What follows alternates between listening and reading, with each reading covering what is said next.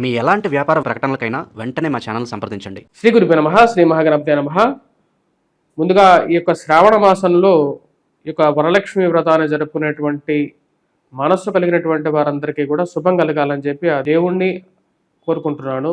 ముఖ్యంగా వచ్చేటప్పటికి ఇక అమ్మవారు వరలక్ష్మి అమ్మవారు శ్రీ స్వరూపం. శ్రీ అంటే వచ్చేటప్పటికి లక్ష్మీ స్వరూపం, అంటే లక్ష్మికి మాత కలిగినటువంటిది శ్రీ అని చెప్పి దాని యొక్క అర్థం. అందుకనే మనకు శాస్త్రంలో శ్రీ అని చెప్పి ప్రతి ఒక్క దానికి కలపడం జరుగుతూ ఉంటుంది. అంటే శ్రీ గణపతి, శ్రీ మహావిష్ణువు, శ్రీ వెంకటేశ్వర, శ్రీమాత, శ్రీమాత్రే నమః, శ్రీ మహారాజ్ఞి, శ్రీ సింహాలంకేశ్వరి, ఇలా లలితా సహస్రనామంలో అయినా సరే మనం మిగతా దేవుళ్ళని పూజించేటప్పుడు శ్రీ అనేది కలపడం జరుగుతుంది. అలాగే వరలక్ష్మి వ్రతాన్ని కూడా శ్రీ వరలక్ష్మి మాతే నమః అని చెప్పి కూడా మనం చెప్పచ్చు. అమ్మవారిని పూజించేటప్పుడు ముఖ్యంగా మనకు రాబోతున్నటువంటి ఏదైతే జరుగుతున్నటువంటి 8వ తారీఖున ఈ వరలక్ష్మి వ్రతానికి ముఖ్యంగా మనం గమనించినట్లయితే శ్రావణ మాసంలో శుక్లపక్షంలోను బహుళ పక్షంలోను ఉండేటువంటి శుక్రవారాల్లో పౌర్ణమి దగ్గరగా ఉండేటువంటి శుక్లపక్షానికి ఎక్కువగా ప్రాముఖ్యత అనేది ఉంటుంది. ఎందుకు దాని యొక్క శుక్లపక్షానికి ఎందుకు ప్రాముఖ్యత ఉండాలి అంటే, మనకు చంద్రుడు మొదటి 15 తిథుల్లో పెరుగుతూ వెళ్తూ ఉంటాడు. అదేవిధంగా తర్వాత 15 తిథులు అంటే పౌర్ణమి నుండి అమావాస్యకి చంద్రుడి యొక్క దినదినంగా తన యొక్క కాంతిని కోల్పోతూ అమావాస్య రోజు ఎటువంటి కాంతి లేకుండా ఉంటూ ఉంటారు. మరి అమావాస్య తిథి మంచిది కాదా అంటే అమావాస్య తిథి మంచిది కాదని ఎవరు చెప్పడానికి లేదు. ఎందుకంటే మనకు తమిళనాడులో, కర్ణాటకలో కొన్ని ప్రాంతాల్లో మనం గమనించినట్లయితే అమావాస్యని కూడా మంచి తిథిగానే చెప్పడం జరుగుతుంది. చంద్రబలం తదేవ గురుబలం తదేవ అని చెప్పి అంటారు మన వైదిక మంత్రాల్లో కూడా. శాస్త్రమంతాల్లో చంద్రబలానికి గురుబలానికి ఉన్నటువంటి గొప్పతనాన్ని, అంటే జరిగేటువంటి శుభకార్యాలకి చంద్రబలానికి గురుబలానికి ఉండేటువంటి గొప్పతనం గురించి చెప్పడం జరుగుతుంది. కాబట్టి మనం చేసేటువంటి పూజలో చంద్రుడు అభివృద్ధి దిశలో ఉన్నప్పుడు మనం చేసేటువంటి పూజలు కానీ ఇంట్లో జరిగేటువంటి శుభకార్యాలు కానీ ఎలాగైతే చంద్రుడు ఎలాగైతే పెరుగుతూ ఉంటాడో అదేవిధంగా మనం చేసేటువంటి పనులు కూడా చేసేటువంటి తిథి రోజు ఏదైతే తిథి రోజు మనం ఆరంభిస్తామో అదేవిధంగా ఒక పువ్వు ఎలాగైతే ఒక మొగ్గ నుండి పువ్వుగా పరిమళిస్తుందో అదేవిధంగా వచ్చేటప్పటికి మనం చేసేటువంటి పనులు కూడా శుక్లపక్షంలో పౌర్ణమి రోజు దిశగా ప్రయాణం చేస్తూ ఉన్నప్పుడు మనం చేసేటువంటి పనులు పూర్ణ ఫలితాన్ని ఇవ్వడం జరుగుతుంది అన్నమాట. అమ్మవారిని ఈ విధంగా మనం చేసేటువంటి శుక్లపక్షంలో చేయటం అనేది చాలా ఉత్తమం. శుక్లపక్షంలో చేయలేనటువంటి వారు కొన్ని అడ్డంకులు ప్రతి మనిషి జీవితంలోనూ ఎదురవుతూ ఉంటాయి. పూజలో ఏది ముఖ్యం అంటే పూజలో మానసిక సంకల్పమే ముఖ్యం. అది మనం శుక్లపక్షంలో చేయకపోయినా సరే బహుళపక్షంలో చేసినా సరే అసలు చేయకుండా ఉండటం కన్నా చాలా మంచి ఫలితాన్ని ఇస్తుంది. ఇక్కడ మనం ముఖ్యంగా గమనించాల్సింది భక్తి అనేదే మనకి కేంద్ర బిందువుగా ఉంటుంది. ఎప్పుడైనా సరే ఏ పూజలో అయినా సరే మనం ఎటువంటి ఆడంబరాలు మనటువంటి ఎటువంటి గొప్పతనానికి పోయి చేసేటువంటి పూజలో భక్తి లేనప్పుడు ఆ పూజకి ఎటువంటి నిష్పత్తి ఉండదు. ఇది మనకు ఎన్నో పురాణ గ్రంథాల్లో కూడా వీటి గురించి రాయడం జరిగింది. ఇక్కడ మనకు శ్రావణ శుక్రవారంలో మనం చేసేటువంటి ఈ వరలక్ష్మి వ్రతానికి ముఖ్యంగా మనం గమనించినట్లయితే అమ్మవారికి ఎర్రటి పూలతోనే పూజిస్తూ ఉంటాం. ఎరుపు అనేది అమ్మవారికి ఎందుకు చిహ్నంగా ఉన్నది అంటే శ్రీ రూపానికి ఎందుకు చిహ్నంగా ఉంది అంటే, అమ్మవారు ఎప్పుడైతే సూర్యాలంక స్వరూపునే ఉదయించేటువంటి సూర్యుడి యొక్క కాంతిలాగా మనకు ఉండేటువంటి అజ్ఞానాన్ని తొలగించటానికి ఉద్భవించేటప్పుడు ఆ సూర్యుడు ఎలాగైతే భూమండలం మీదకు వస్తూ ఉంటాడో అప్పుడు మొదటిగా వచ్చేటువంటి వెలుగు ఎరుపు రంగులో ఉంటుంది. సో అమ్మవారు ఆ కాంతి రేణువు లాంటి స్వరూపాన్ని కలిగినటువంటిది. అంటే అరుణోదయంలో ఉండేటువంటి ఆ కిరణాల్లో ఉండేటువంటి ఎర్రటి స్వరూపం ఏదైతే ఉంటుందో ఆ యొక్క ఎర్రటి స్వరూపాన్ని కలిగినటువంటి దానివి కాబట్టి తనకి ఇష్టమైనటువంటి ఎరుపు రంగునే మనం వాడడం అనేది జరుగుతూ ఉంటుంది ఇక్కడ. మరియు వాటితో పాటు మనం ఈ యొక్క వరలక్ష్మి వ్రతానికి సంబంధించి చేసేటువంటి పద్ధతిలో ఈ యొక్క కుంకుమతో చేసినటువంటి ముఖ్యంగా వచ్చినప్పటికీ ఎరుపు రంగులో కలిగినటువంటి వస్త్రాన్ని కానీ, మరియు అదేవిధంగా ఎవరైతే ఆ యొక్క రోజున చేసేటువంటి అష్టోత్తర శతనామావళి కానీ లేకపోతే కుంకుమార్చనలో కానీ కుంకుమని వాడడం అనేది పరిపాటిగా ఉంటూ ఉంటుంది.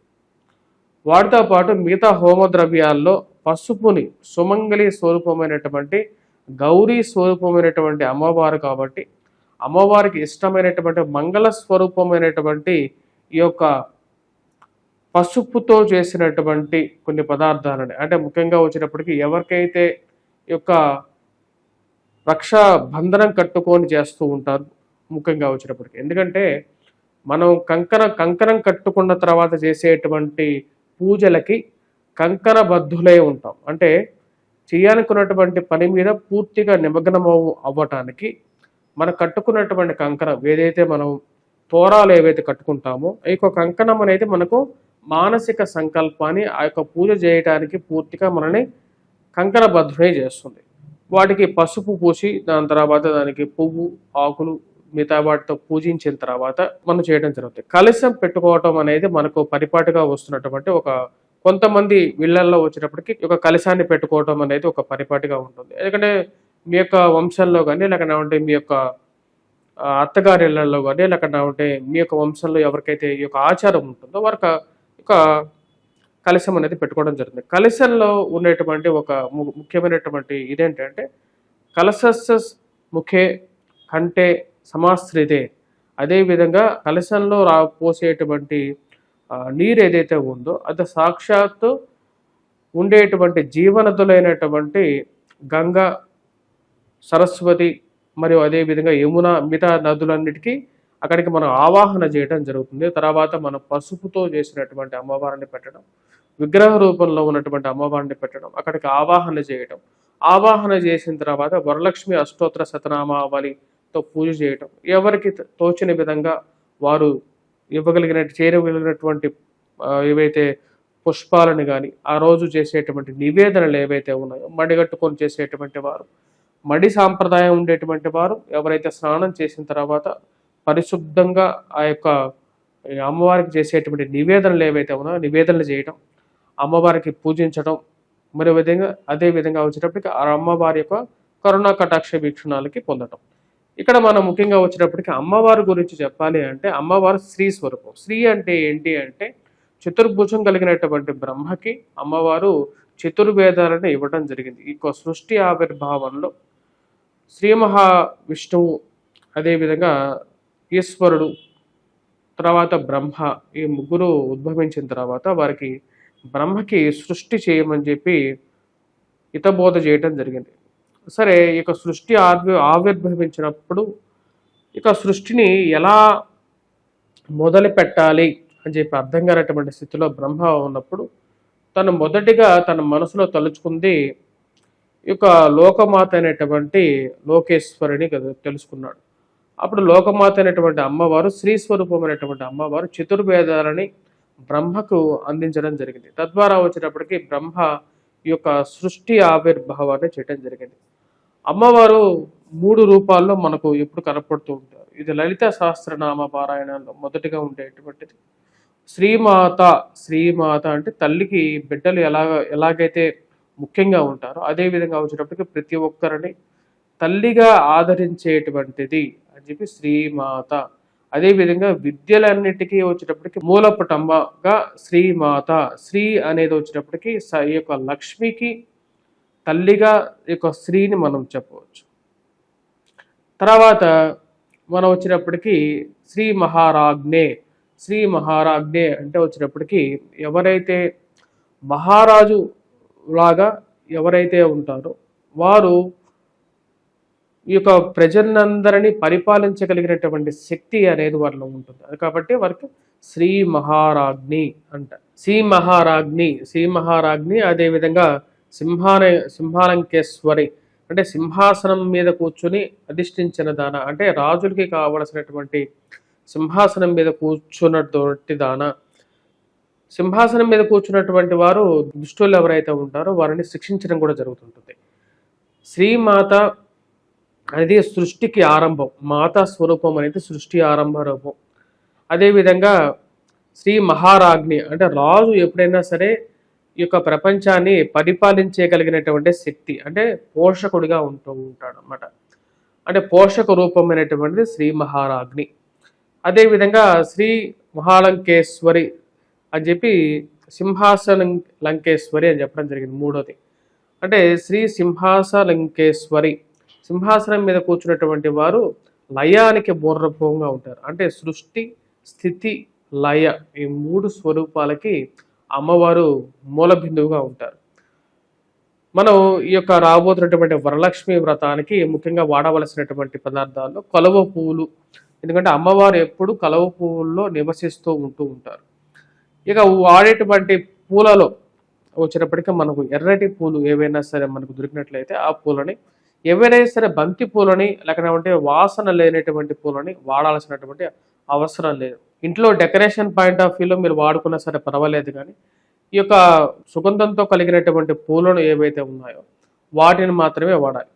మరి వాటితో పాటు మిగతావి కలువ పువ్వులు, ఎందుకంటే అమ్మవారు సాక్షాత్తు ఎక్కడి నుంచి వచ్చారు అంటే ఈ యొక్క కడలిలో నుంచి వచ్చారు, జలస్వరూపంగా ఉంటారు, జలస్వరూపంగా ఉంటారు. కాబట్టి అమ్మవారిని కలువ పువ్వులతో పూజించినట్లయితే కూడా మంచి యోగ్యత అనేది ఉంటుంది. అమ్మవారికి ప్రీతి పాత్రమైనటువంటి స్వరూపాలు. లక్ష్మీ స్వరూపమైనటువంటి అమ్మవారికి ఇష్టమైనటువంటి కొన్ని విషయాల్లో ముఖ్యంగా వచ్చినప్పటికీ పసుపు కుంకుమలతో పాటు మనం సుగంధ భరితమైనటువంటి పదార్థాలు ఏవైతే ఇంట్లో ఉంటాయో అవి ఇంట్లో ధూపం వేసుకోవటం, ఇంట్లో ఉన్నటువంటి ఏవైతే నెగిటివ్ ఎనర్జీ అనేది కూడా వెళ్ళిపోతూ ఉంటుంది ఈ యొక్క ధూపం ద్వారా. వాటితో పాటు ఇంటిని కాంతి రూపంలాగా వెలుగు వచ్చే విధంగా ఎక్కడైతే పూజ చేస్తున్నారో ఆ ప్రదేశంలో ఏర్పాటు చేసుకోండి. వాటితో పాటు ఇంటిని శుచిగా శుభ్రంగా చేసుకున్న తర్వాత మిగతా ప్రాసెస్ అంతా స్టార్ట్ చేయాలి. ఇక్కడ అమ్మవారికి ప్రీతిపాత్రమైనటువంటి పాల పదార్థాలతో చేసినటువంటి పిండి వంటలు అనేవి అమ్మవారికి చాలా ప్రీతిపాత్రమైనటువంటివి. ఎందుకంటే ఈ యొక్క లక్ష్మీ అమ్మవారికి వచ్చినప్పటికీ క్షీర రాజ్య తనయ, ఎందుకంటే క్షీరసాగరంలో నుండి ఉద్భవించినటువంటి వారు లక్ష్మీ స్వరూపం. లక్ష్మీ స్వరూపమైనటువంటి వారు అమ్మ వరలక్ష్మి మాత. వరలక్ష్మి మాతని, శ్రీమాతని పూజించేటప్పుడు మన పాల పదార్థాలతో చేసినటువంటి పాయసం కానీ మనకు శక్తి కొలది మన పదార్థాలు చేసి అమ్మవారికి నివేదన పెట్టడం జరుగుతుంది అనేది మంచిది. వీటితో పాటు ఆ రోజు అమ్మవారికి ఇష్టమైనటువంటి నివేదన చేయటం అంతా శుచిగా శుభ్రంగా, దాని తర్వాతే మనం పూజా కార్యక్రమాలు అయిన తర్వాతే మనం భుజించడం అనేది మంచిది. ఆ రోజు ముఖ్యంగా వచ్చేటప్పటికీ మనం గమనించినట్టు ఏ సమయానికి ఈ యొక్క పూజా కార్యక్రమాలు చేస్తే మంచిది అనేది చాలా మందికి ఉండేటువంటి ఒక ఇది డౌట్ అనేది చాలా మందికి ఉంటూ ఉంటుంది. ఆ రోజు మనం గమనించినట్లయితే మనకు 10:50 తులాలగ్నం అనేది ఆరంభమవుతున్నది. 10:50 ఎవరైతే ఆ 10:50 వరకు భోజనం తినకుండా ఉండలేరో వారు ముందుగానే తినచ్చు. మిగతా విషయాలకి ఎందుకు తులాలగ్నమే గొప్పది అంటే తులాలగ్నానికి భాగ్యస్థానంలో గురు సంచారం జరుగుతున్నది. అదేవిధంగా సప్తమంలో ఎటువంటి గ్రహం కూడా లేదు, జన్మలగ్నంలో కూడా ఎటువంటి గ్రహం లేదు. ఒక ముహూర్తానికి లగ్నంలోను సప్తమంలోను ఎటువంటి గ్రహాలు లేనప్పుడు అది ఉత్తమమైనటువంటి ముహూర్తం. అదేవిధంగా గురు శుక్రుల యొక్క కలయిక కూడా ఇంకా జరుగుతూ ఉన్నది. అది లక్ష్మీ స్వరూపం, భాగ్యస్థానాల్లో బెటర్ లక్ ఫ్యాక్టర్ అనేది ఎక్కువగా ఇవ్వగలుగుతుంది. మిగతా లగ్నాలు అంటే ముఖ్యంగా వచ్చేటప్పటికి సింహలగ్నాల్లో గురువు బలవంతుడిగా ఉన్నప్పటికీ కూడా సప్తమంలో జన్మలగ్నంలో కేతువు, సప్తమంలో రాహువు, ఇది బాగలేదు ముహూర్తం. తర్వాత సమయానికి వచ్చేటప్పటికి అంటే 10:50 కన్నా ముందు ఏదైతే ఉందో అది జన్మలగ్నంలో అంటే కన్యాలగ్నంలో కూడా బాగాలేదు.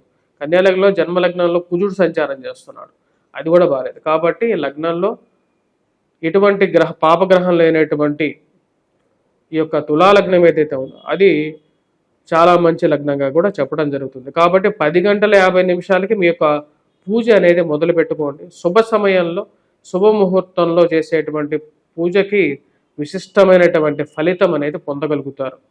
ఇది శాస్త్ర విదితం. స్వస్తి.